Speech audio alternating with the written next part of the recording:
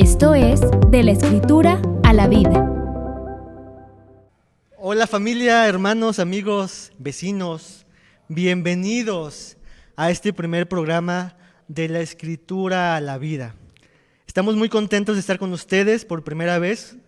Tenemos algunos videos ya publicados por internet, pero es un gusto estar con ustedes, con todos los que están conectados. Les mandamos saludos a todos los que están conectados. Y les queremos pedir una disculpa, tuvimos aquí unos problemas técnicos. Como saben, todo esto es en vivo, no está grabado, entonces es parte de estas situaciones, ¿no? Pero gracias a Dios estamos aquí con ustedes. Y bueno, sin más que esperar, quiero, antes de comenzar, presentarles a algunos de los integrantes de este equipo de la Escritura a la Vida. Aunque somos más, aquí hay un público, de hecho, aquí detrás de escenas.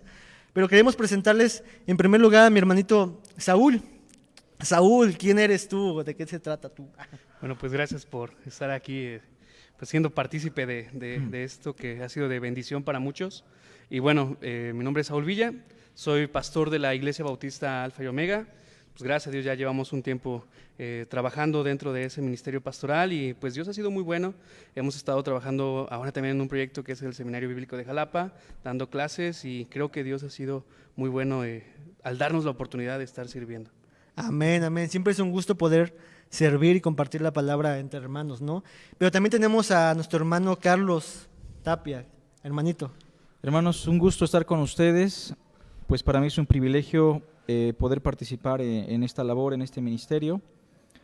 Bueno, yo soy pastor de la Iglesia Bautista, la verdad que permanece aquí en Jalapa, y también trabajo en el Seminario Bíblico de Jalapa como maestro y en este caso como director. Y pues es un gusto estar con ustedes, hermanos, es un privilegio.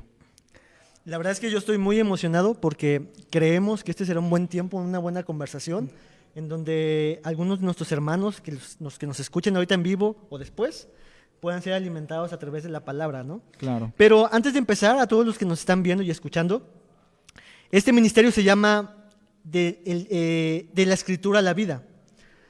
Así que queremos ahorita en primer lugar que ustedes puedan entender en cierta forma o ser informados a qué nos estamos refiriendo, de qué se trata, quiénes son estos que están aquí parados enfrente de ustedes en esta transmisión. Carlos, ¿de qué trata el ministerio de la Escritura a la Vida? Bueno, este ministerio de la Escritura a la Vida, pues, nace a razón de poder entregarle a las personas, a la comunidad de fe y a nuestra ciudad sobre todo, información correcta sobre quién es Dios y cuál es su voluntad. Sin embargo, en nuestra sociedad ya circula mucha información sobre Dios, su carácter, su voluntad. Lamentablemente, esta información muchas veces no proviene de la palabra de Dios, y eso ha provocado que el estilo de vida y la fe de algunas personas pues se vea dañada.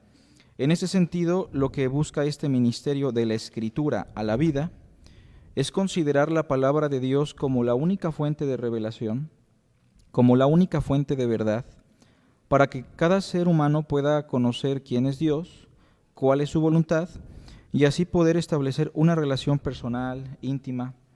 Y bueno, en ese sentido, este ministerio tiene esa única finalidad: llevar a las personas a conocer a Dios, pero a través y exclusivamente de las Sagradas Escrituras. Amén. Así que, hermanos, amigos, todos los que nos están viendo, este es un recurso de diferentes tipos de multimedios para poder enriquecer nuestro conocimiento, no solamente intelectual de la palabra de Dios, sino poder vivir lo que la vida de Dios nos dice en su palabra, ¿no? Es una vida que es vivida verdaderamente a través de su palabra. Así que, habiendo dicho eso de lo que se trata de la Escritura a la Vida, hoy quiero que conversemos como de manera introductoria de lo que vamos a conversar el día de hoy. El día de hoy vamos a conversar de un tema que gira en torno a la serie que estamos lanzando de 3 videos que ya tenemos en la página. Si tú no has acudido a la página de Facebook, te animamos a que acudas a la página de Facebook, a Instagram, a Spotify y veas los recursos que ya están ahí. Y lanzamos una serie que se llama El Dios de las Escrituras. Ahora, es muy interesante este tema o este título, porque no sé si a ustedes les pasa que conocemos a personas en donde dicen, yo creo en Dios, ¿no? Sí, tú crees en un Dios, yo también creo en un Dios, pero este tema el Dios de las Escrituras es muy específico. Así que, ¿por qué es que esta serie se llama, por qué es tan específica esta serie? Bueno, la serie es muy enfática, el Dios de las Escrituras, precisamente por lo que ya mencionábamos. El mundo no está carente de fe. Realmente el mundo ejerce una fe, pero a su manera. Sin embargo, lo que sí encontramos en la revelación de Dios, en su palabra, es que Dios espera de cada ser humano una fe, pero de acuerdo a las Escrituras. Hay muchos pasajes en la Biblia que hacen un énfasis sobre el hecho de que Dios y su voluntad solamente pueden ser encontrados en su palabra. No sé, me viene a la mente 1 Corintios 15, que enfatiza con esa frase, que Cristo murió por nuestros pecados conforme a las Escrituras, y que fue sepultado y que resucitó al tercer día conforme a las Escrituras. Me vienen expresiones como la de Cristo en Juan 10, la Escritura no puede ser quebrantada, Mateo 22, ustedes ignoran las Escrituras. O sea, esta serie es muy importante y muy enfática porque no solamente queremos hablar de la divinidad, no solamente queremos hablar de quién es Dios o cuál es su voluntad. Queremos hablar de eso, pero en torno a lo que nos dicen las Sagradas Escrituras, porque solo las Escrituras pueden ser consideradas como la revelación, y para Jesús de Nazaret fueron la única fuente de autoridad y de revelación. En ese sentido, sí buscamos que nos despojemos de toda idea, predisposición que no tenga su origen en la palabra de Dios. Ese es el énfasis, ¿no? Que realmente nuestra relación con Dios, nuestras concepciones sobre su voluntad, tengan un soporte en las Escrituras. Ese es el énfasis, por eso la serie. Ok, entonces hablando de esa misma idea de que Dios es conocido a través de las Escrituras, ¿nos podrías abonar un poquito más de cómo es que podemos conocer a este Dios? Porque a veces podemos tener la idea de que, bueno, es que yo pienso que Dios es así, o es que mis padres me han dicho que Dios es así, o en los casos extremos, ¿no? Yo tuve un sueño donde yo vi a Dios de tal manera, ¿no? ¿Dónde es que específicamente podemos encontrar o saber de Dios? Bueno, sumando lo que dice el hermano Carlos, creo que toda la humanidad tiene una cosmovisión. ¿Y qué es esta cosmovisión? Es la forma de interpretar al mundo. Dentro de esa forma de interpretación que cada uno tiene, pues de alguna manera formulan el hecho del ser de Dios y piensan desde su perspectiva. Hay un teólogo que decía que todos somos de alguna manera teólogos, pero la pregunta es si somos buenos o malos teólogos. A partir de esa enseñanza, bueno, la teología de dónde va a tener su base, como decía el hermano, a partir de la Escritura.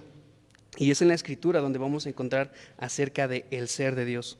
Y hay un pasaje que es en Hechos capítulo 17, del 22 al 31, y prácticamente lo que Pablo les está diciendo es que hay un Dios en los cielos, a quien vosotros no conocéis, al único Dios verdadero, es un Dios soberano y algún día ustedes van a compadecer delante de Él.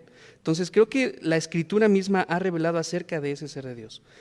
No es a partir de la tradición, no es a partir de nuestra ideología.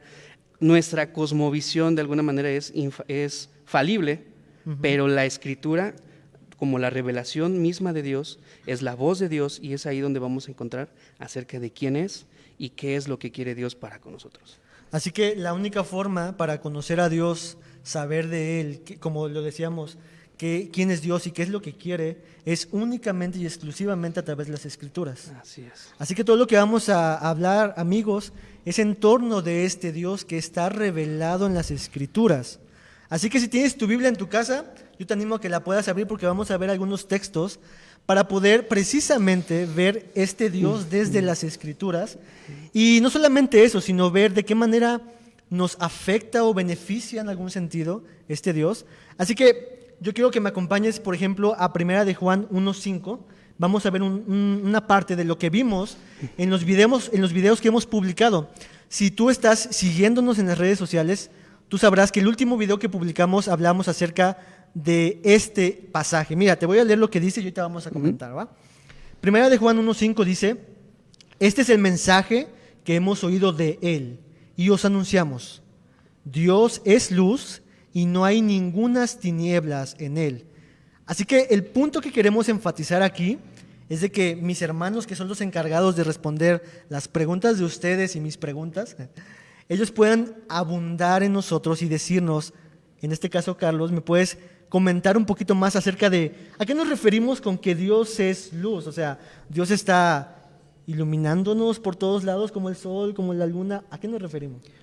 Bueno, cuando el apóstol Juan usa esta expresión, Dios es luz, evidentemente está usando un lenguaje metafórico en donde la luz es el punto de comparación que se utiliza para hablar del ser de Dios. Bueno, pero la pregunta es, ¿por qué Juan utiliza este elemento físico, la luz, para referirse al ser de Dios? Es importante considerar que toda expresión o toda palabra se explica en su contexto inmediato. Aquí en el capítulo 1, versículo 5, dice, Dios es luz, y no hay ningunas tinieblas en él. Pero en el verso 6 explica lo que significa Dios es luz, y también explica lo que significa las tinieblas. Vean, si decimos que tenemos comunión con Él y andamos en tinieblas, mentimos. ¿Qué son las tinieblas? La mentira. Todo aquello que va en contra de la verdad. ¿Y qué significa que Dios es luz? Verso 6 al final. Y no practicamos la verdad. Casi en toda esta sección y casi en los escritos de Juan por todas partes, tanto la luz y la verdad se usan de una manera indistinta para hablar de un mismo concepto. En ese sentido, cuando Juan dice Dios es luz, lo que está diciendo Juan es Dios es verdad, Dios se ha dado a conocer, Dios no ha quedado oculto, a Dios le plació revelarse al ser humano. Dios no es un Dios que se ha escondido de nosotros, sin embargo es obvio que para el hombre Dios es inalcanzable por sus propios medios, pero Dios se ha querido dar a conocer y lo ha hecho por medio de su Hijo, por medio de las Escrituras.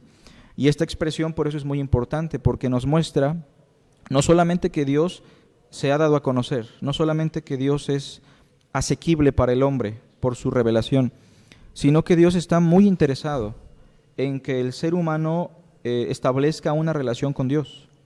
Pero esa relación solo se puede dar por medio de la revelación divina, y eso significa que Dios es luz, que Él se ha manifestado y que Dios es asequible para todo hombre, así como la luz del sol, digamos, le llega a todo ser humano, así la revelación divina es asequible para todos. Eso que dices es muy interesante, no sé qué opinas, Saúl, porque eso nos presenta a un Dios que está cercano, que no está oculto, ¿no?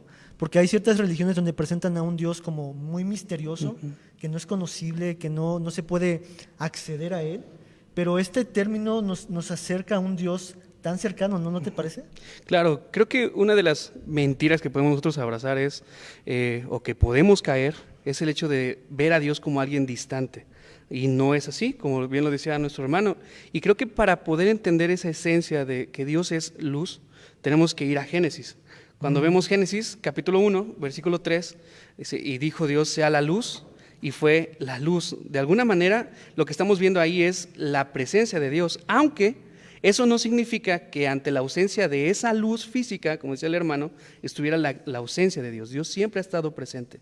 Pero en el momento de la creación, hubo un momento en el cual dijo Dios, se haga la luz, y fue la luz. Y bueno, vemos el resto de la creación. Entonces, ahora, como nueva creación, lo que Dios está diciendo en nuestras vidas es de igual manera esa misma expresión, sea la luz. Y en el momento que llega esa luz al hombre, podemos apreciar lo que hay en las Escrituras, entender lo que hay en las Escrituras y ver esa cercanía de Dios en cada uno de nosotros. Ok, esas son muy buenas noticias en realidad, porque no es un Dios como decíamos, como ustedes acaban de decir, distante, lejano, en obscuridad, sino es un Dios que se ha dado para que sea conocible, ¿no? Y esas son buenas noticias para nosotros. Dios se quiere revelar. Y hablando de ese mismo tema que mencionaste de Génesis, hay un pasaje que es muy interesante, y todos los que tienen su Biblia lo pueden consultar. Vamos a ver lo que dice, y después le voy a pedir a Saúl que nos hable un poquito de para que nos amplifique un poquito más. Y está en Juan capítulo 1, versículo 4. Hemos citado, hermanos, dos pasajes que el mismo apóstol Juan ha escrito. Y él tiene una visión muy interesante respecto de Dios, y respecto de Dios es luz. Miren lo que dice la Escritura en Juan 1:4. En él estaba la vida, y la vida era la luz de los hombres. Ahora, Para empezar, ¿a quién nos estamos refiriendo aquí, Saúl? ¿Y a qué se refiere con que esta persona era la luz de los hombres? Ok, cuando nosotros vemos el contexto de Juan, capítulo 1, lo que él toma de referencia es precisamente lo que es el pasaje de Génesis, ¿no? Cuando vemos en el capítulo 1, versículo 1, dice: en el principio era el verbo, y el verbo era con Dios, y el verbo era Dios. Y eso nos lleva a Génesis capítulo 1, versículo 3. En el principio creó Dios los cielos y la tierra. Entonces hay un cierto énfasis en ese aspecto, lo que quiere defender Juan. Juan tuvo que enfrentarse a lo que es el gnosticismo, a lo que es el dualismo en su época, hablando de que la materia es mala, hablando de que el espíritu es bueno, y él tiene que dar el énfasis de quién es el ser de Dios y defender el ser de Dios. Y ocupa en el versículo 4, dice, ya lo leímos, pero vamos a volverlo a leer, dice: en él estaba la vida, y la vida era la luz de los hombres. La luz en las tinieblas resplandece, y las tinieblas no prevalecieron con ella. En Génesis capítulo 2, versículo 7, vemos cómo Dios crea al hombre. Dios se revela al hombre, le da la vida al hombre, y vemos que empieza a tener una interacción con él. Tristemente, en Génesis 3 hay una caída, hay una separación, y el hombre queda en tinieblas. Hay una separación y que no hay una relación. ¿Por causa de qué? Del pecado. El corazón queda entenebrecido, queda en tinieblas. Pero ¿qué vamos a ver ahora en Juan? Vemos en Juan, dice, en él estaba la vida, él es el creador de la vida, y la vida era la luz de los hombres. Ese creador de la vida lo vamos a ver en Dios. Y precisamente Juan está defendiendo al ser de Jesucristo. Jesucristo es el dador de la vida. Hebreos dice: quien sustenta todas las cosas con la palabra de su poder. Cuando vemos acerca del verbo, vemos que es la palabra, hablando de Jesucristo, y Él es el creador de todas las cosas, quien sustenta todas las cosas, y Él es el dador de vida. Asimismo, como Él es luz, Él mismo da la vida, y esa luz, al presentarse en el hombre, sin lugar a dudas, es propicio a dar esa nueva vida, una vida donde podemos acceder por medio del único representante, quien es Jesucristo, acceder a la presencia del Padre, tener una comunión con Él, verle. Y precisamente como vemos en Primera de Juan, en el capítulo 1, Juan se emociona, y es curioso porque ni siquiera manda saludos, y dice: a quien hemos visto, a quien hemos oído, a quien hemos contemplado y palparon nuestras manos. Hemos visto la luz ha estado presente, y en ella hemos recibido esa vida, la cual pues desde años, desde Adán hasta la llegada de Jesucristo, han tenido esa esperanza de que la luz se revelara, y lo vemos ahora en Jesucristo. Entonces, sabiendo eso, en Juan 8:12 dice: yo soy la luz del mundo, el que me sigue no andará en tinieblas, sino que tendrá la luz de la vida, ¿no? Es la esencia del Señor Jesús en nosotros. Entonces, lo que tú acabas de mencionar, para abundar todo esto, ya no solamente estamos hablando de un Dios como místico, por así decir, sino es un Dios que se ha revelado, precisamente lo que hablabas de Él se ha dado a conocer. ¿Cuál es la forma más plena en donde Dios se ha dado a conocer? Bueno, Dios ha sido muy sabio al revelarse, y en las Escrituras encontramos una simetría. Por ejemplo, en Juan, ahí mismo en el capítulo 1, versículo 18, si lo ven, dice: a Dios el Padre, voy a hacer una paráfrasis, a Dios el Padre nadie le vio jamás. El unigénito Hijo que está en el seno del Padre, Él le ha dado a conocer. Y entonces, en la simetría que nos presenta el relato de las Escrituras, la mayor expresión del ser de Dios es, y ha sido siempre, nuestro Señor Jesucristo. Otro pasaje interesante, Hebreos 1:1 al 2, Dios, habiendo hablado muchas veces y de muchas maneras en otro tiempo a los padres por los profetas, en estos últimos días nos ha hablado por medio de su Hijo. Y dice el texto, ¿no?, el cual es el resplandor de su gloria. Cristo es tanto así la máxima revelación de Dios el Padre, que cada respiro, cada palabra, cada acción, cada movimiento físico del Cristo era la manifestación de Dios el Padre. Tanto que el Señor dijo: el que me ha visto a mí, ha visto al Padre. Colosenses 1:15 dice: Él es la imagen del Dios invisible, y esto significa que la mayor expresión o la mayor revelación de Dios siempre ha sido y será Jesucristo. Sin embargo, es muy obvio que yo no puedo conocer a Dios el Padre si no es por medio de Jesucristo. Pero surge otra pregunta: ¿cómo puedo yo conocer a Jesucristo? Ya entendí que solo Cristo me puede dar a conocer al Padre, pero ¿en dónde encuentro yo a Cristo? Y Cristo fue muy claro cuando dijo: ustedes escudriñan las Escrituras, Juan 5:39, porque ustedes piensan que así encontrarán la vida eterna. Sin embargo, ellas solo dan testimonio de mí. Otro texto, 2 Timoteo 3:15, Pablo le dice a Timoteo: y que desde la niñez, Timoteo, has sabido las sagradas Escrituras, las cuales te pueden hacer sabio para la salvación que es por medio de la fe en Cristo Jesús. En Lucas capítulo 24, versículo 25 al 27, Cristo le dice a los discípulos: oh insensatos y tardos de corazón, para creer todo lo que las Escrituras han dicho, o los profetas han dicho. ¿No era necesario que el Cristo padeciera estas cosas y así entrar en su gloria? Y comenzando desde Moisés, o sea, desde los primeros libros, y siguiendo por todos los profetas, les declaraba por todas las Escrituras lo que de él decían. Entonces, en esta simetría que estamos explicando, solo puedo conocer al Padre por medio de Cristo, pero solo puedo conocer a Cristo por medio de las Escrituras. Y es por eso que apelamos constantemente a eso, ¿no? Porque es verdad, Dios se ha dado a conocer, pero solo en la faz de Cristo. Pero Cristo solo puede ser encontrado en las Escrituras. Y eso es lo que queremos compartir con toda persona. Muy bien, pues hasta ahorita lo que hemos dicho acerca de Dios es luz es maravilloso. Es un Dios que está cercano, es un Dios que se ha revelado en la persona de Cristo, y es solamente a través de las Escrituras que podemos conocerle. Y la invitación para todos nosotros es: ven, conóceme, ¿no? Ahora, vamos a pasar a otro tema más que vimos en esta miniserie de videos, donde hablamos de otra esencia del ser de Dios. Y antes de eso, yo quiero decirles a los que están escuchando, los que nos están viendo, de que si tienen alguna duda conforme vayamos platicando, la pueden decir. Y al final vamos a tratar de responder, bueno, ellos van a tratar de responder las dudas que ustedes digan o algún comentario, ¿sale? Entonces, si tienen alguna duda, por favor, escríbanlo. Ahora, como creyentes, creo que los que estamos aquí, cuando nos preguntan acerca de quién es Dios, solemos responder con las que son más frecuentes en nuestra mente. Dios es amor, Dios es misericordia, Dios es paz, incluso Dios está airado. Pero el siguiente que vamos a ver tiene que ver con uno que quizás no es tan conocido y quizás no es tan inmediatamente que digas: Dios es esto. Vamos a verlo en las Escrituras. Acompáñenme en Juan 4:24. Y dice lo siguiente, Juan 4:24.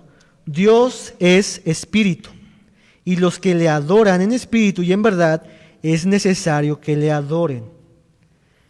Ahora, en el mundo evangélico cristiano, no sé si a ustedes les ha pasado, pero yo incluyéndome, tomamos este pasaje como para hablar exclusivamente de la adoración en un sentido místico, como que de repente nuestro ser viaja y porque Dios es espíritu y le adoramos así.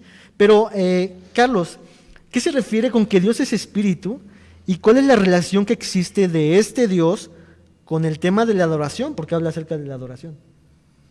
Bien, pues tenemos que hacer primero una distinción entre la primera afirmación, Dios es espíritu, y cómo se conecta esto con la adoración. Bueno, Dios es espíritu, puntualmente significa que Dios es un ser trascendental que no tiene limitantes físicas. Dios es un Dios que no tiene limitantes de un cuerpo. Dios es un ser que no está limitado por el tiempo, el espacio, pero también esto significa que Dios es un ser personal, que Dios es un ser sensible. Ahora, ¿cómo se relaciona esto con el asunto de la adoración? Porque eso es muy importante.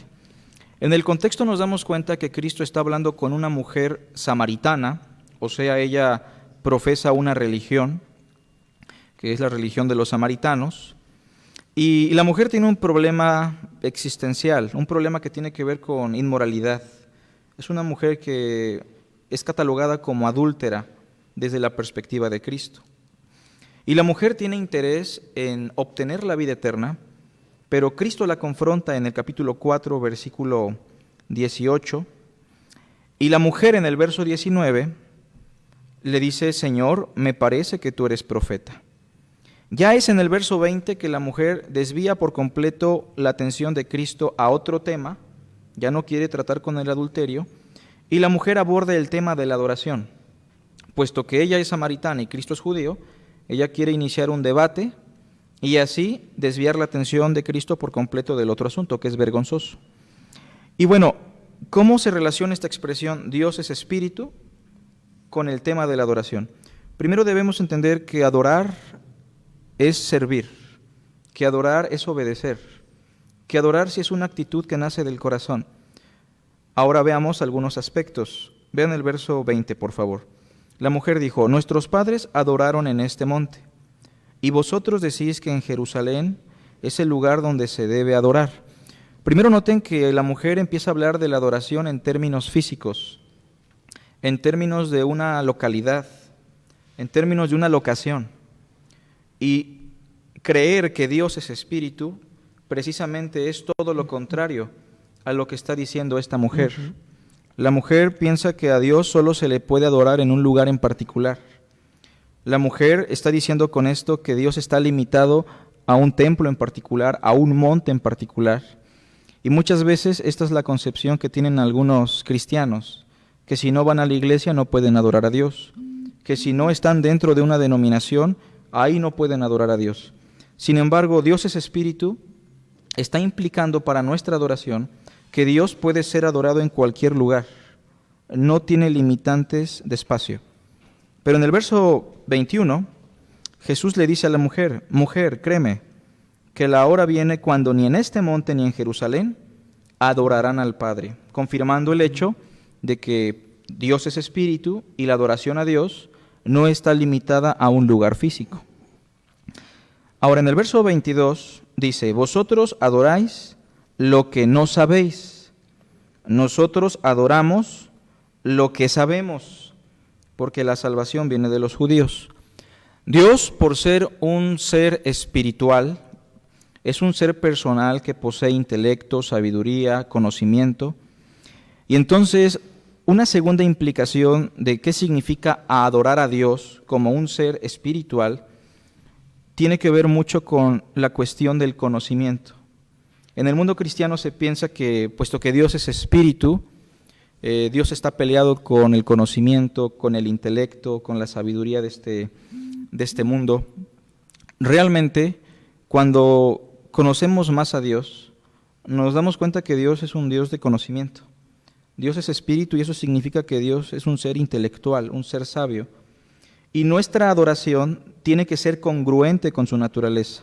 Por eso en el verso 21, la mujer escucha esto de Cristo: créeme que la hora viene cuando ni en este monte ni en Jerusalén adorarán al Padre. Ustedes adoran lo que no saben, falta de conocimiento, mas nosotros adoramos lo que sabemos. Entonces la segunda cosa es que Dios es espíritu, implica adorarlo de manera consciente, bajo un soporte de sabiduría. Y esto sigue, ¿no? Porque en el versículo 23 Cristo le dice: mas la hora viene y ahora es cuando los verdaderos adoradores, eso implica que hay falsos, adorarán al Padre en espíritu y en verdad. La tercera cosa que encontramos es que a Dios no se le adora de manera sacrificial, física, ritual. Nuestra adoración tiene que ser congruente con el ser de Dios. Cuando dice aquí en espíritu, tiene que ver mucho con el corazón, tiene que ver con nuestra alma, con nuestra mente, con la esencia más profunda de nuestro ser, del ser humano. Y en verdad está confirmando lo que antes estamos diciendo, ¿no? La adoración tiene que ser en base a un conocimiento. Lo que decíamos de la luz, ¿no? Claro, en base a la luz, en base a la revelación de Dios. Y ya en el versículo 24 dice: Dios es espíritu, y los que le adoran en espíritu y en verdad, es necesario que le adoren. Por último, la implicación de este verso es que la adoración es una necesidad vital para el ser humano. Entonces el ser humano fue creado para adorar, pero es importante que adore bajo estas implicaciones y así poder llenar una necesidad ontológica, una necesidad que está ahí puesto que el hombre es imagen y semejanza de Dios. Esa sería, digamos, una explicación muy sintetizada. Ok. Entonces estamos hablando acerca de este Dios es espíritu, pero está muy interesante que en el contexto una mujer que quizás, posiblemente, pensando, no tenía como los recursos teológicos, intelectuales, o quizás estaba en una situación difícil, que Jesús llegue con esta declaración, Dios es espíritu. O sea, lo que yo buscaría o lo que mucha gente busca de Dios es, pues dime que tú eres amor, dime que tú eres esto. Pero no, esta declaración de ese espíritu como que irrumpe en esta mente de la mujer. O sea, ¿qué implicaciones tiene esto sobre ella? Sobre la mujer samaritana, bueno, como ya el hermano mencionó esa parte del contexto, algo importante que vemos es en el versículo 23, mas la hora viene y ahora es cuando los verdaderos adoradores adoran al Padre en espíritu y en verdad. Esta parte habla acerca de también la obra de Jesucristo. A partir de la muerte y resurrección llega al punto del clímax donde pueden adorar a Dios. Ahora, esto para ella, como decía nuestro hermano, esa falta de entendimiento no lo podía comprender. Decía, ¿dónde vamos a adorar? ¿En Gerizim o en Jerusalén? ¿Dónde es el lugar correcto? Ahora, eso es importante para nosotros, porque nos hace ver que Dios está presente en todo lugar y hace posible que cada adoración global, es decir, por ejemplo, el día de mañana, que estaremos orando, alabando al Señor, se hace presente de manera especial en ese lugar donde estamos adorando al Señor. Es más, es el Señor el que nos convoca a estar reunidos para poder celebrar su nombre. Y es a nivel mundial. Y creo que es algo muy importante esa parte, porque al saber que Dios es espíritu, lo que nosotros vamos a entender es que la presencia de Dios está en nosotros. Y eso es algo nuevo para ellos. Tristemente, hay mucha tradición, hay mucha... En el pueblo se vivía por tradiciones, costumbres, y esa era una de las costumbres que tenían. Ella, en su concepto, en su cosmovisión, como lo habíamos visto en un principio, ella creía que esa era la verdad, un lugar especial. Pero esa revelación ahora apunta a un lugar mayor aún. Él está presente en cualquier lugar donde le invocan al Señor. Ahora, ¿qué se necesita para saber esto? Conocer a partir de las Escrituras acerca de el ser de Dios. Cuando hablamos que Dios es espíritu, precisamente en este pasaje, no está refiriéndose a lo que muchos podemos entender como el Espíritu Santo, sino se está enfatizando al ser de Dios, lo que es Dios, ese Dios invisible de quien maneja Colosenses. Entonces, sabiendo eso, estamos adorando a un Dios invisible que se ha revelado a través de las Escrituras, y que eso para el judío, incluso para el contexto en la época de Jesús, el Imperio Romano, quien tenía una gran cantidad de dioses, los griegos que tenían una gran cantidad de dioses, era difícil de entender. Y en ese contexto llega un punto donde a los cristianos, hablando de la iglesia del siglo I, al creer en este Dios invisible, este Dios que es espíritu, los tachaban de ateos. Y empezaba esa persecución porque no cabía en su cosmovisión la idea de que Dios está presente, que es invisible y que es verdadero y que se ha revelado a través de las Escrituras. Genial. Decía, creo que un pastor, ¿querías añadir algo? No, pero me viene algo a la mente. Sí. No lo quería añadir, pero bueno, ya en una cuestión muy práctica, entendiendo todo lo que hemos dicho ahorita, tanto mi hermano Edgar como su servidor, Dios no es un ser lejano, obviamente. Dios es un ser espiritual, invisible, trascendental, pero que no está lejano al ser humano. Pablo dice por ahí en Hechos 17, porque ciertamente está cerca de todos vosotros, porque en Él vivimos, somos y nos movemos. O sea, cuando oramos, cuando buscamos del Señor, cuando meditamos en Cristo, no tenemos que pensar que el Señor está hasta Jerusalén. El musulmán piensa que su Dios está en la Meca, el judío piensa que está en el templo de Jerusalén, el católico tal vez piensa que está en el Vaticano. Debemos entender o el cristiano en los templos, o ¿no? el cristiano en la iglesia, ¿no? La realidad no es esa. O sea, cuando oramos al Señor, cuando hablamos del Señor, cuando estamos en comunión con Él, debemos entender que el Señor está a nuestro lado. O sea, no lo podemos ver, pero ahí está. El Señor así lo explicó. No tenemos que pensar en un Dios que está muy lejos de nosotros. Él realmente está cerca y está muy interesado. Entonces, eso es lo que quería agregar, hermano.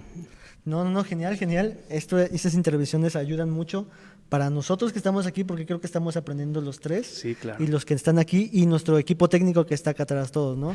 Están ahí apuntando todo. Y hay algo interesante también, y es que es eso, o sea, se está defendiendo en contra de esas ideologías filosóficas que se vivían en la época, y que todo lo que estamos viviendo el día de hoy, con todos estos movimientos, se vivían en la época del Señor Jesús. Entonces, estamos defendiendo, o se está defendiendo en contra del gnosticismo. Tú mencionabas en un principio, de llegar a un éxtasis espiritual, y que eso de alguna manera el día de hoy hacen énfasis, ¿no? Que debes de llegar a un punto de emoción, a un punto de plenitud, en un momento de adoración. Creo que esa no es la idea. Eso apunta al gnosticismo, el hecho de llenarte de muchas sensaciones hasta llegar al punto de decir, creo que ya llegué a un nivel alto donde puedo ver la revelación de Dios. ¿No? Dios me ha revelado por medio de algún trance o de alguna situación así. Pero como bien decía el hermano, Dios está presente, y está tan presente que se ha revelado de una forma que lo podemos ver, lo podemos leer. Incluso hay un hermano que nos decía siempre, ¿quieres escuchar la voz de Dios? Lee en voz alta las Escrituras.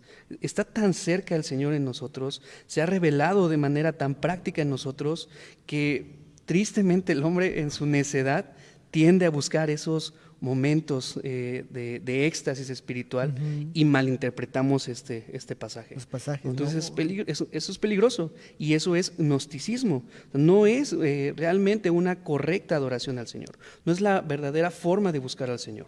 Creo que la llenura del Espíritu la vamos a obtener mientras más escudriñamos la palabra de Dios. Amén. Amén. Entonces, bien, este tema de la adoración puede ser muy, muy amplio, hermanos.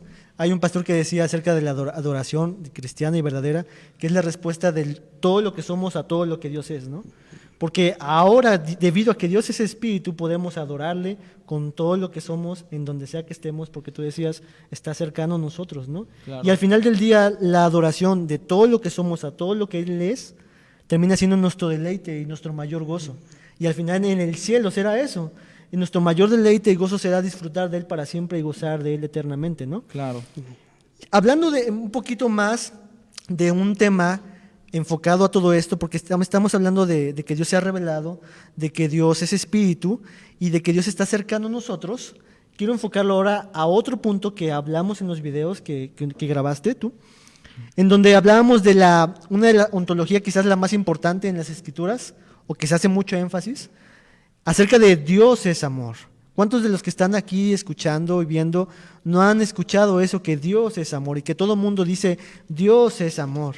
Pero antes de explicar, o que nos expliquen nuestros hermanos un poquito acerca de lo que significa Dios es amor, me gustaría que pudieran decir lo contrario, qué no es o qué no significa que Dios es amor. ¿Cuáles son los excesos que pudiéramos decir respecto a eso de que Dios es amor? ¿Qué no significa Dios es amor? ¿Alguien quisiera? ¿Saúl? Creo que cuando hablamos aspectos en cuanto a la disciplina, muchas veces podemos, o los hermanos podemos llegar a la falsa idea de que la disciplina no es una muestra de amor del Señor. Y recurrimos a esa frase, ¿sí? La disciplina o la exhortación, pero Dios es amor. Y eso a muchos lo utilizan como cierta excusa, ¿no? o cierto respaldo para poder pasar por alto la disciplina. Y también los que enseñamos la palabra misma, a veces caemos en ese juego y decir, ok, está bien, Dios es amor, y vamos a mostrar compasión. Pero creo que uno de esos aspectos es el usar esa palabra o ese término para evitar alguna disciplina o alguna exhortación con el hermano. Como minimizar, o sea, en cierto grado como maximizamos el amor de Dios, pero minimizamos otros atributos de Él, como la parte de la justicia, como la parte de estas cuestiones, ¿no? Claro, es más, la Escritura nos habla que la disciplina es parte del amor de Dios, que a los que disciplina es porque llama a sus hijos, ¿no? Entonces ahí vemos el amor de Dios en medio de la disciplina, y muchos no logran entender esa realidad, ¿no? ¿Algo quisieras añadir acerca de lo que no es? Bueno, esta idea, ajá. sí, aparte de esa idea consentidora de que Dios ama y no disciplina, o en otros términos incluso no castiga al ser humano, existe otra idea equivocada del amor de Dios, Yo he escuchado mucho a hermanos hablar del amor de Dios, pero en términos de un sentimiento, ¿no? O yo te amo, hermano, o yo te amo, corazón, en referencia a la pareja, pero interpretan el amor como una pasión, interpretan el amor como un sentimiento. Y si bien las emociones o las pasiones no están en contra de, el amor nunca deja de ser, dice Pablo. Y eso significa que el amor es inmutable, eso significa que el amor es permanente. Y si interpretamos el amor en contraste a los sentimientos, un sentimiento es pasajero. Yo puedo estar ahorita muy enojado y al rato puedo estar muy contento. Las pasiones son variables. Pero cuando hablamos del amor de Dios, en ese sentido estamos hablando de una virtud permanente que no se debe confundir con una emoción propiamente o con un sentimiento. Esa es otra de las cosas que debemos evitar con respecto al amor de Dios. Eso no es amor. Tú mismo, Carlos, ¿nos podías decir un poquito entonces acerca de lo que sí es el amor de Dios? Un texto, tenemos nuevamente en 1 de Juan 4:8, dice, el que no ama no ha conocido a Dios, porque Dios es amor. Y de manera puntual, ¿a qué nos referimos entonces si Dios... ¿a qué nos referimos con que Dios es amor entonces? Bueno, en la teología de Juan es muy sencillo porque constantemente se usan expresiones que definen el amor. Juan 3:16, porque de tal manera amó Dios al mundo que ha dado a su Hijo unigénito. Juan 15, ninguno tiene mayor amor que que uno dé la vida por sus amigos. El mismo texto que citas más adelante dice, y en esto se mostró el amor de Dios para con nosotros, en que entregó a su Hijo. El amor se define en las Escrituras, el amor de Dios se define como la entrega del ser de Dios para el desarrollo pleno del ser humano.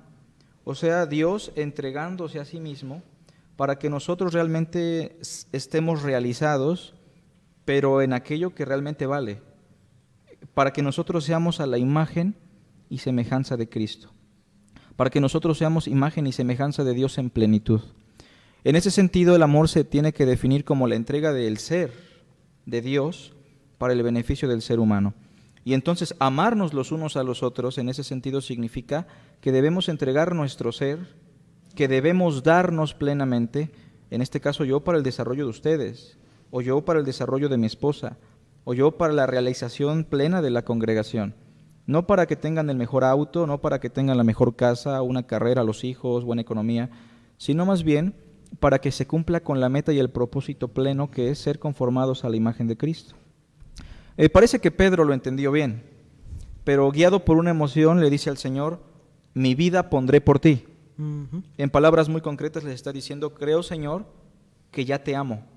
Estoy dispuesto a mostrarte mi amor, porque ¿qué es el amor? Entregarnos por. Pero Pedro se da cuenta que en la experiencia que él vivió, realmente él no amaba a Cristo. Y por eso la confrontación después. Simón Pedro, hijo de Jonás, ¿me amas? Cuando le negó, ¿no? Después en la resurrección, ¿me amas más que estos?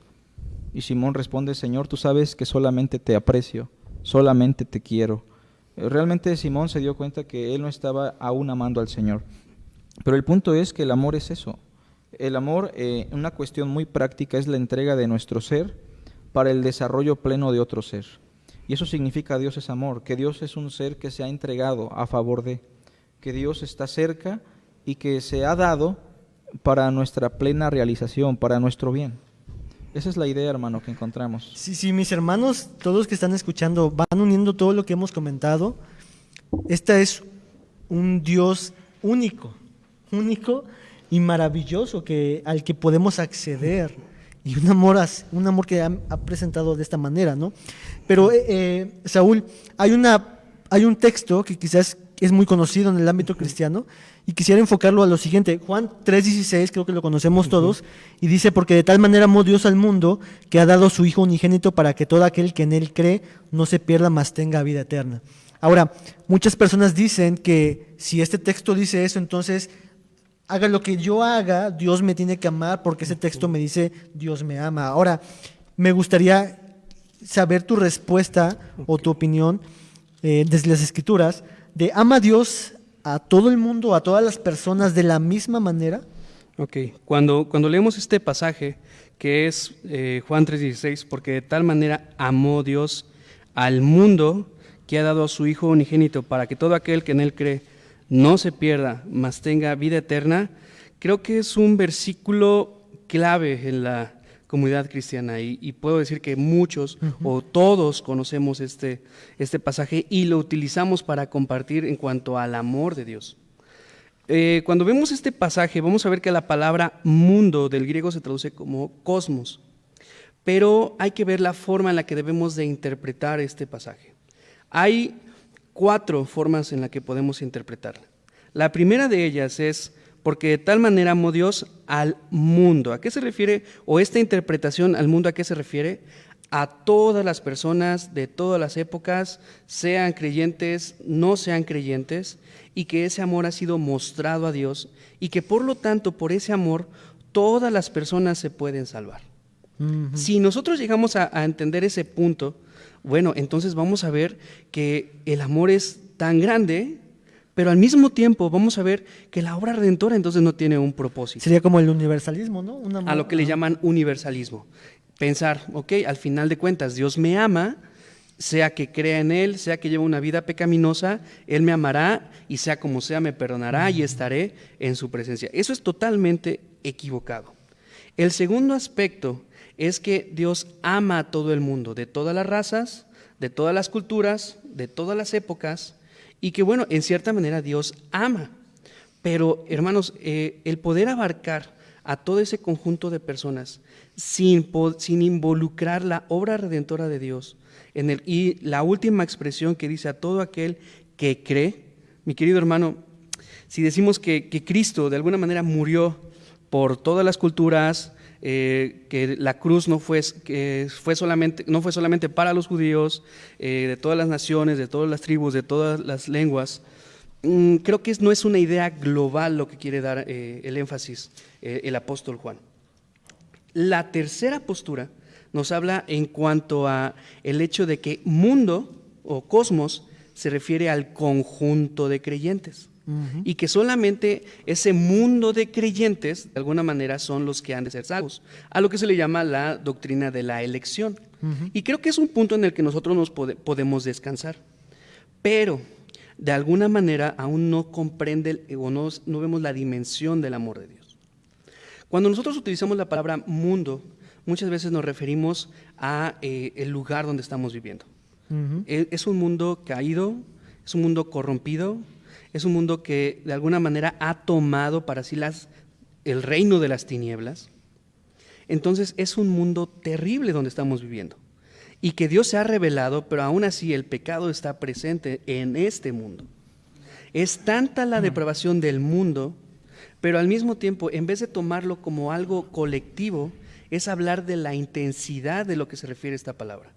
Si es tanta la condición mala, la condición pecaminosa del mundo, cuán grande es el amor de Dios, cuán grande ha sido la demostración del amor de Dios, que a pesar de un mundo caído, Dios ha mandado a su Hijo unigénito, ahora sí, para que todo aquel que en Él cree no se pierda, mas tenga vida eterna. ¿Qué estamos mostrando o qué estamos cubriendo? Estamos cubriendo la doctrina de la elección.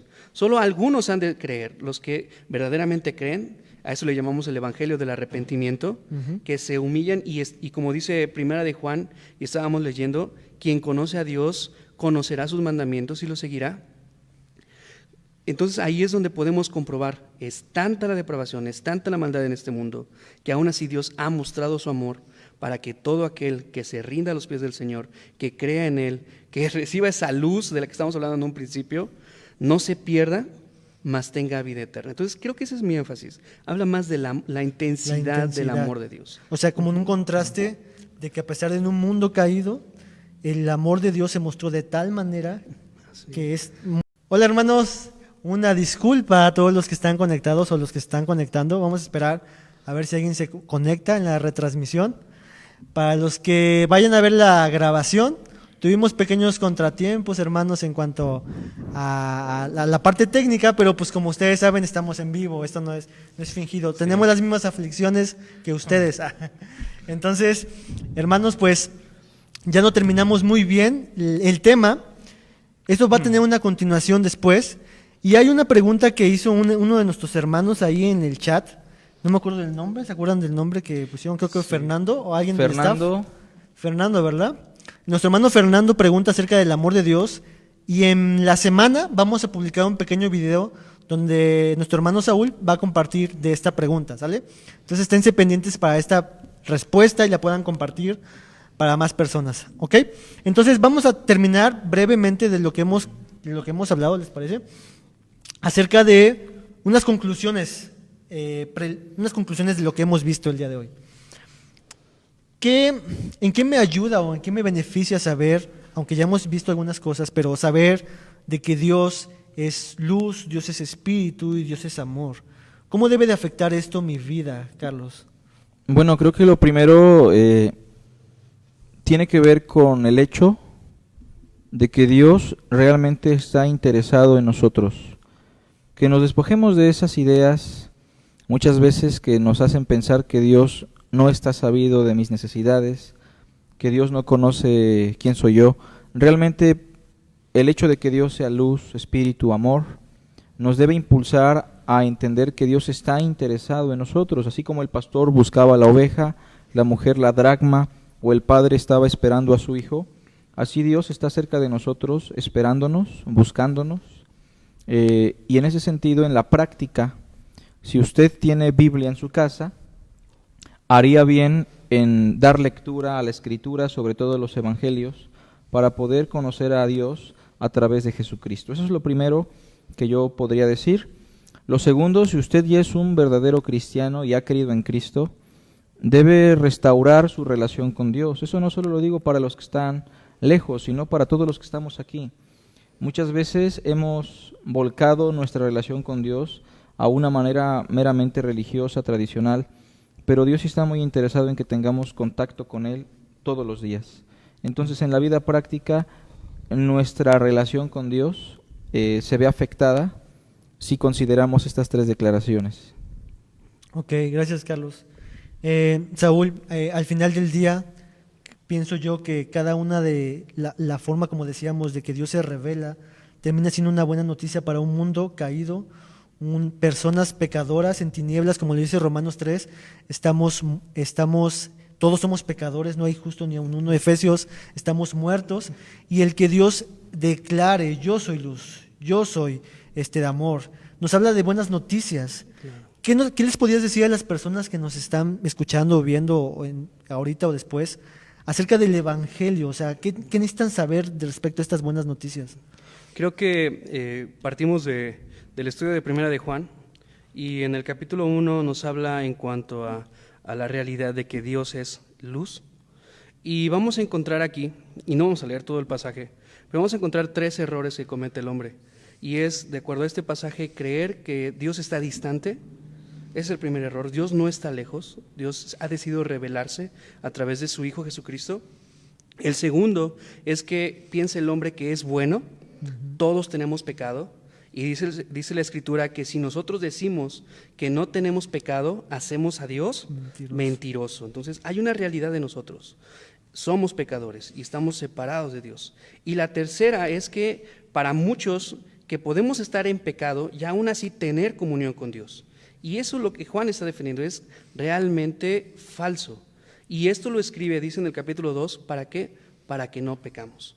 Y me gusta mucho este pasaje, capítulo 2, versículo 1 y 2. Hijitos míos, estas cosas os escribo para que no pequéis. Y si alguno hubiere pecado, abogado tenemos para con el Padre, a Jesucristo, el justo. Él es siempre fiel, Él es siempre obediente, Él llevó la carga de nuestros pecados, Él entregó su vida en obediencia al Padre para satisfacer la ira de Dios, y eso es lo que dice en el versículo 2, y Él es la propiciación. La palabra propiciación apunta a un sacrificio por nuestros pecados, y no solamente por los nuestros, sino por los de todo el mundo. Y la clave está en el versículo 3. Y en esto sabemos que nosotros le conocemos, si guardamos sus mandamientos. Entonces, la primera expresión es creer que somos pecadores. Somos pecadores y vemos la magnitud del pecado, nos aparta de Dios, pero Dios es luz. y ha decidido revelarse y ha dado a su Hijo en sacrificio por nuestros pecados. Ahora nosotros conocemos esa realidad, queremos conocer el amor de Dios, queremos conocer acerca del ser de Dios. Bueno, nos está diciendo prácticamente el versículo 3, guarda sus mandamientos. ¿Dónde vamos a encontrar sus mandamientos? En la palabra de Dios, y es ahí donde ha decidido revelarse para cada uno de nosotros. Creo que esa es una excelente noticia para cada creyente, Amén. para cada persona. Amén, amén. Para cada creyente, todos los que nos escuchan, el llamado es ese de la palabra de Dios, ven y conóceme, ¿no? Claro. Ven, como dice Hebreos, si hoy escuchas su voz, no tardes, ven pronto, estemos a cuentas, ¿no?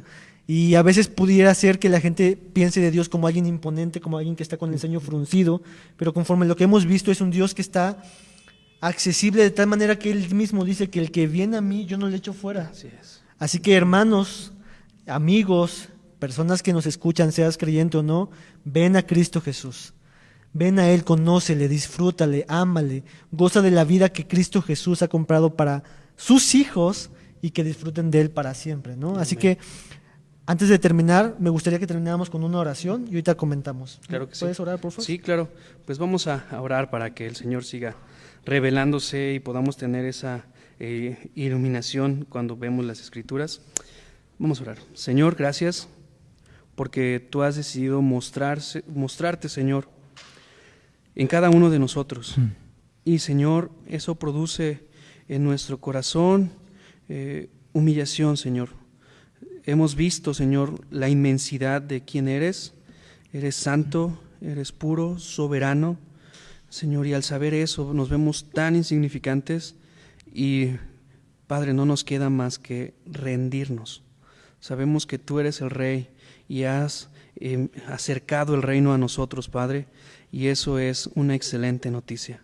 Gracias porque podemos ver el Evangelio en tu Escritura, podemos ver ese plan de redención, Señor, y te pedimos, Padre, te rogamos, Señor, que aquellos que están escuchando y no te conocen, que puedas tú dirigirlos, Señor, por obra del Espíritu Santo a las Escrituras, que tú puedas darles esa iluminación al ver, al escuchar primeramente la palabra de Dios, Señor, y que puedan también creer en ti. A nosotros, a los creyentes, Señor, sigue tratando con nuestros corazones, sigue colocando, Señor, ese sentir de reverencia hacia ti, Señor, ver la grandeza de tu nombre y día a día confrontarnos, Señor, a nosotros mismos, analizar y escudriñar nuestro corazón y confesar nuestros pecados, Señor. Gracias, Padre, por esa gracia mostrada en nosotros y, Señor, sigue trabajando de tal manera que el reino sea extendido. Te lo rogamos, Padre, en el nombre de Cristo Jesús. Amén. Amén. Amén, amén. Pues hermanos, a todos los que están conectados todavía, le mandamos saludos a Ediel, hasta Cardel está llegando la ¡Ánimo, transmisión. hermano! ¡Ánimo, hermano! A nuestra hermana Paola Ricaño, no sé quién sea Paola Ricaño, no es cierto. A nuestra hermana Liliana, a nuestra hermana Guadalupe Mora y a todos los que están conectados, no sé si alguien tiene algún saludo por dar.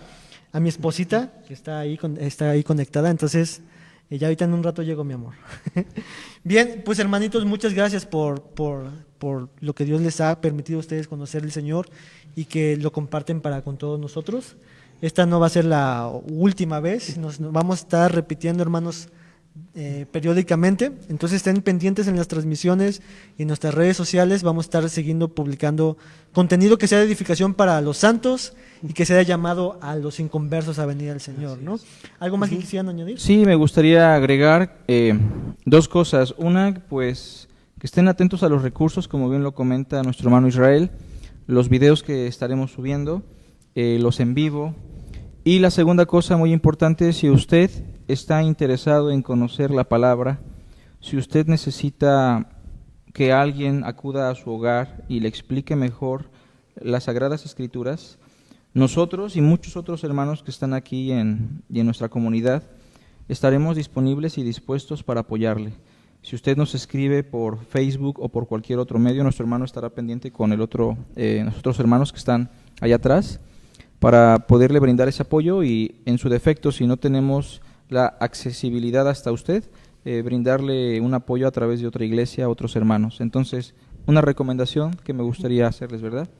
Y hablando de iglesias, sabemos que es muy importante el congregarnos, ¿no? Y en estos tiempos de pandemia es un poquito difícil, pero sin embargo, si no tienes alguna congregación a la cual reunirte, asistirte, donde puedas ser edificado y nutrido en comunidad de creyentes. Nuestro hermano es pastor de la iglesia y donde estamos aquí instalados ahorita. ¿Nos puedes decir la dirección por si alguien Claro, está interesado? bueno, nosotros nos reunimos, hermanos, en la calle 16 de septiembre, esquina con Justino Sarmiento, es la colonia Miguel Hidalgo, por el puente de Miguel Alemán. Nos estamos reuniendo los días domingos a las 11 de la mañana y en este tiempo precisamente estamos estudiando de manera expositiva la primera carta de Juan, y donde estamos viendo... mañana estaremos viendo 7 pruebas de cómo verdaderamente conocemos a Dios. Si es que verdaderamente somos hijos de Dios, entonces va a ser de mucha bendición. No luego a manera de programa, ¿no? Sino que es el estudio que llevamos claro. como iglesia. En redes sociales, ¿no? ¿cómo te En redes encuentran? sociales nos encuentran como Iglesia Bautista Alfa y Omega Oficial, y ahí puede usted ver los servicios, puede estar viendo las actividades y los anuncios que pues estamos compartiendo en iglesias. Los miércoles 10:30 con mujeres, y los viernes a las 8 de la noche es oración. Y los lunes a las 9 de la noche con jóvenes. Excelente, excelente. Carlos. Bueno, la iglesia se encuentra en Facebook como Iglesia Cristiana Bautista, la verdad que permanece. Nosotros tenemos una reunión dominical. A las 11 tenemos un estudio. Ahorita estamos estudiando Hebreos, los primeros rudimentos. A las 12 tenemos el culto general, donde estamos estudiando la primera carta a Timoteo. Jueves tenemos un curso de escatología o los acontecimientos finales a las 7 de la noche. Sábados a las 5 tenemos reunión de mujeres, o tienen reunión las mujeres. Y los viernes un curso de hermenéutica a los varones. Si ustedes nos escriben ahí a la red, les apoyamos y con todo gusto les brindamos la información. Ok, pues gracias, hermanos, y pues estamos pendientes, hermanos. Dios les bendiga a todos a este primer programa, ¿no? Bravo, bravo. Amén. Así que saludos a todos, Dios les bendiga. Gracias, hermanos. Nos estamos viendo pronto. Este fue desde de la escritura a la vida.